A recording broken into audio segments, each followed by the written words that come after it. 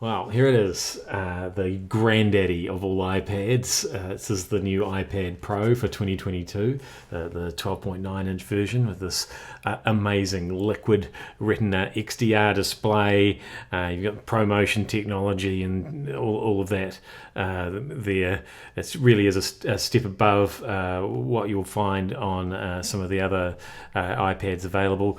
Inside, it's running the M2 chip, which is just the latest and greatest chip technology, which you'll find inside the new Macs and things as well. So this really is both a full powered computer and a tablet in one. The USB-C charging port is also a Thunderbolt port as well, which means super fast data transfer and things like that. What else can I tell you about this? Oh, of course, we've got the camera. So you'll see there's an extra lens on there. So it's got the 12 megapixel wide angle lens, but another 10 megapixel ultra wide lens on there as well. So you won't find that on iPads. There's so many reasons that this is a superior device to the rest of the iPad range, and indeed to pretty much any other tablet. But first, let's go inside those cameras and see what they look like. Here we go. Ooh. Okay, so here we are inside the new iPad Pro's forward-facing camera, or selfie cam, if you like.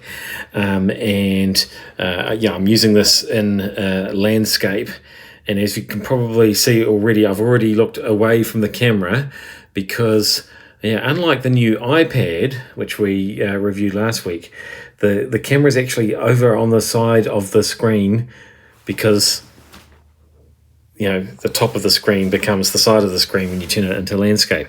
Why it is still there, I don't understand. I don't understand why Apple thinks that people are going to be more likely to use their iPad Pros in portrait than in landscape. And I'll speak a little bit more about that when I talk about accessories in a moment. But anyway, let's talk picture quality, and let's talk center stage. So I've activated center stage. So this is the effect that keeps you in shot wherever you move. So that wasn't me doing that. That was the iPad doing that, of course. So that works with compatible apps like FaceTime, like Zoom, all those sorts of apps. This is the forward-facing mic that you are hearing me through. Shall we flip things around and see what the camera on the rear of the iPad looks like as well? Let's give it a go, shall we? Woo! Okay, here I am now inside the rear-facing, or primary shooter, I guess you'd call it you'd call it then on a phone anyway. So a little bit clearer perhaps. And I've also adjusted which mics I'm recording from. There are mics all over this thing. So we've got stereo mics here. So if I go over to this side, do you hear me over there? If I go over here, do you detect the difference there? That's some of the stuff that the iPad Pro brings to the table for sure. Now you've seen me inside the iPad. I'll come out of the iPad and I'll show you the outside of it and some of its accessories as well. Here we go. Ooh. Okay, here we come back with some accessories now, like the Apple Pencil 2. So of course the iPad Pro, like the iPad Airs, are compatible with the Apple Pencil 2, which is the one that just magnetizes onto the side there, and that's charging while it's stuck on there.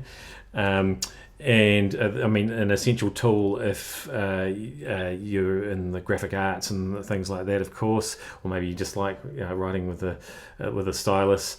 It's a great stylus depending on which app you use. I'll talk about some of those in the review, of course. There's plenty of storage for you creators as well. This is a 1 terabyte model, this particular iPad Pro. It actually goes up to 2 terabytes, which is massive for any kind of portable computer, let alone a tablet. The rest of the iPads only go up to 256 gig. Now, cases, well, of course, we've got the Smart Folio, which is your standard iPad case. I think we've all seen that before. I showed you that with the iPad last week as well, the new iPad, so that just magnetizes on and keeps your iPad safe and sound.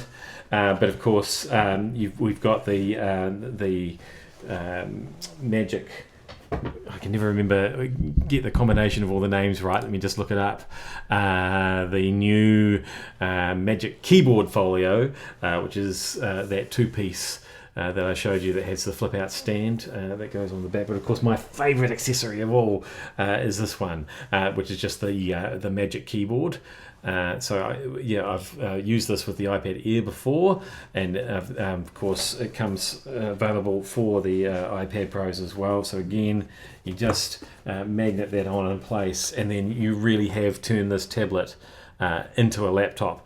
If only the camera had been moved from this side around to the top, like it was with the new iPad, that 10th generation iPad, then everything would be absolutely perfect. It's so close to perfect as it is. This is my favourite accessory. I mean, look at that, it's sturdy as. They did send it to me in white, and I've already got it dirty though, so that's a bit of a shame.